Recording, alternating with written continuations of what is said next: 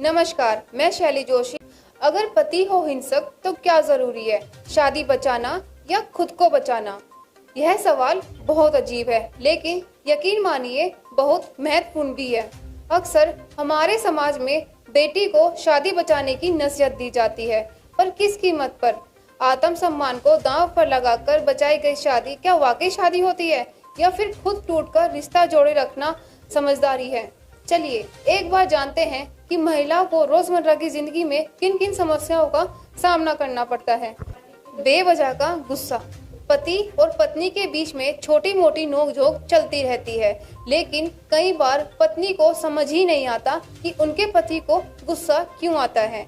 अक्सर अंतरंग क्षणों में बेहद प्यार जताने वाले पति रोजमर्रा की जिंदगी में बेहद क्रूर हो जाते हैं। ये किसी भी पत्नी के लिए सबसे मुश्किल हालात होते हैं, क्योंकि वो समझ ही नहीं पाती कि अब वो कैसे बिहेव करे और पति को कैसे डील करे, क्योंकि जो इतना प्यार करता है वो इतना अलग व्यवहार कैसे कर सकता है। बल्कि यही समझ नहीं आता कि प्यार करता भी है या नहीं करता।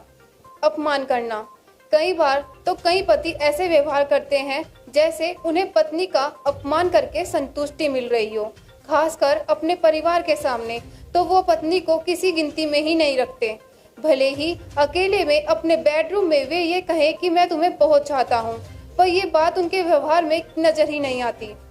पत्नी को डांटना, उनके काम में बुराई निकालना और उसे पारिवारिक निर्णयों से अलग थलग रखना या महत्वपूर्ण मामलों में उसकी राय ना लेना, ये सब हिंसक व्यवहार के ही नमूने हैं, क्योंकि इससे पत्नी अंदर ही अंदर टूटने लगती है। पर आप अगर अदालत में भी कहें आपको तलाक लेना है तो कोर्ट पूछती है, क्या आपके पति आपको मारते हैं, खर्चा नहीं देते? अब उन्हें कैसे बताएं कि उपेक्षा की चोट कितनी दर्दनाक होती है और इस उपेक्षा का निशान कोई कैसे दिखाए? मारपीट करना, ये तो हिंसा की चरम सीमा है। एक बार जिस पति का हाथ उठ गया फिर उसका रुकना बेहद मुश्किल है। मारपीट के बाद विकल्पों की तलाश लगभग खत्म हो जाती है।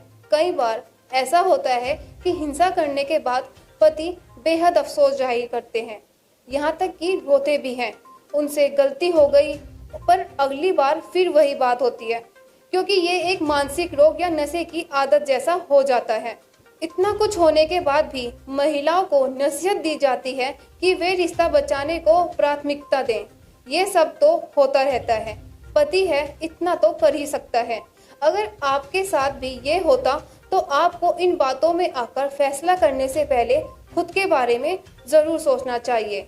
अक्सर महिलाएं सामाजिक और पारिवारिक दबाव के चलते या इमोशनल बॉन्डिंग के चलते ऐसे इंसान के साथ समझौता करने को राजी हो जाती हैं, जैसे वो कई बार करती हैं, तब तक जब तक या तो वो पूरी तरह बिखर जाती हैं या आगे बढ़ने के रास्ते बिल्कुल बंद हो जाते हैं। ऐसे मामलों में विशेषज्ञों का कहना है कि कोई भी फैसला करते हुए एक बार अपने बारे में जरूर सोचें। जब परिवार या समाज आपके दर्द में आपका साथ नहीं दे पा रहा, आपको बचा नहीं पा रहा, तो ऐसे दबावों में अपनी सुरक्षा को नजरअंदाज करने में कहाँ की समझदारी है।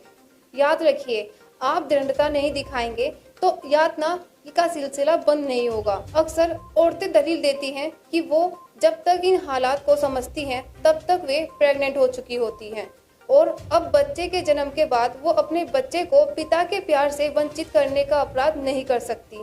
ये एक कमजोर दलील है। जो इंसान अच्छा पति नहीं बन सका वो अच्छा पिता कैसे बनेगा? और एक लाचार माँ एक मजबूत व्यक्तित्व वाले बच्चे को कैसे विकसित करेगी? दूसरी बात, आज आप पति के हाथों अपमानित हो रही हैं, कल आप संतान के हाथों अपमानित होंगी, और ये होता भी आया है क्योंकि आपको अपमान सहने की आदत पड़ चुकी है और आपके बच्चे आपको अपमानित होते देखने की। विशेषज्ञों का कहना है कि ऐसी बौद्धिक दलीलों से खुद को ना बहलाएं। सिंगल मदर हमेशा लाचार माँ से बेहतर विकल्प है। मनोवैज्ञानिकों और मैरिज काउंसलर की सलाह लें। यदि आपके पति आपसे एक मौके की मांग कर रहे हैं और उसके लिए दबाव भी बना रहे हैं, तो बेहतर होगा कि आप उनसे मनोवैज्ञानिक और शादी के मामलों में सलाहकार के पास चलने के लिए कहें, क्योंकि हिंसा एक मानसिक विकार है और उसका इलाज जरूरी है। शादी बचाने की जिम्मेदारी भी अकेले आपकी नहीं बल्कि दोनों की है। उन्हें कुछ एफर्ट्स डालने होंगे। इसके लिए मैरिज काउंसलर से बेहतर सलाह कोई नहीं दे सकता, इसलिए उनसे मिलें। याद रखें कि आप किसके पास जाएंगे ये फैसला आप करें, क्योंकि आपके पति अपनी कन्वीनियंस के हिसाब से अपने चुने काउंसलर या मनोवैज्ञानिक को फीडबैक पहले ही दे सकते हैं। बहरहाल हम इस वीडियो को यहीं समाप्त करते हैं। अगर वीडियो पसंद आया तो शेयर ज़रूर करें। बाकी मिलते हैं अगली वीडियो में। नमस्कार।